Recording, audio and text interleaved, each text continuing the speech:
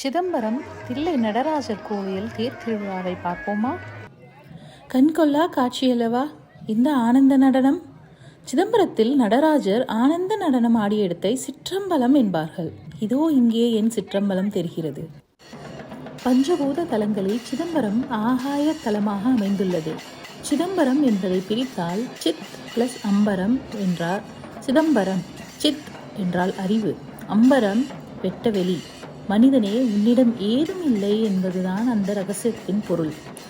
நடராஜர் ஆலயத்திற்கு பொன்னம்பலம் என்ற பெயர் உள்ளது. பொன் பிளஸ் அம்பலம், பொன்னம்பலம். அம்பலம் என்றால் சபை.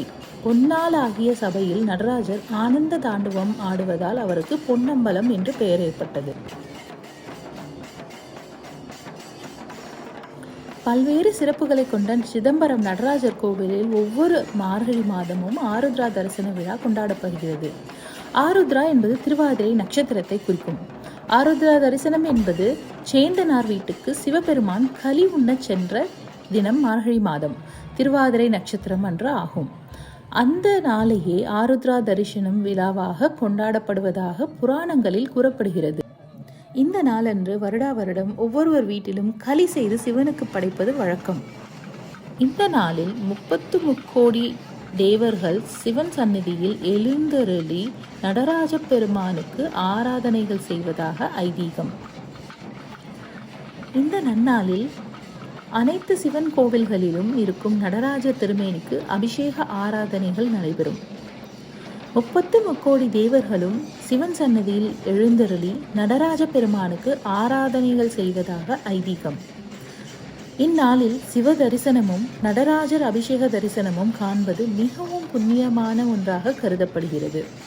அபிஷேகத்தை கண்ணார கண்டு தரிசிக்க வாழ்வில் அனைத்து பிணிகளும் நீங்கி வறுமை நீங்கி செல்வம் சேரும் என்பது நம்பிக்கை. சிதம்பரம் நடராஜர் ஆலயத்திற்கு தில்லைவனம் என்றும் ஒரு பெயர் உண்டு. இத்தலம் தில்லை எனும் மரங்கள் அடர்ந்த காடாக இருந்ததால் இப்பெயர் பெற்றது. சிதம்பரத்திற்கு கிழக்கில் உள்ள பிச்சாவரத்திற்கு அருகே அமைந்துள்ள உப்பங்கழியின் கரையில்தான் தில்லை மரங்கள் தற்போது அதிகமாக காணப்படுகின்றன.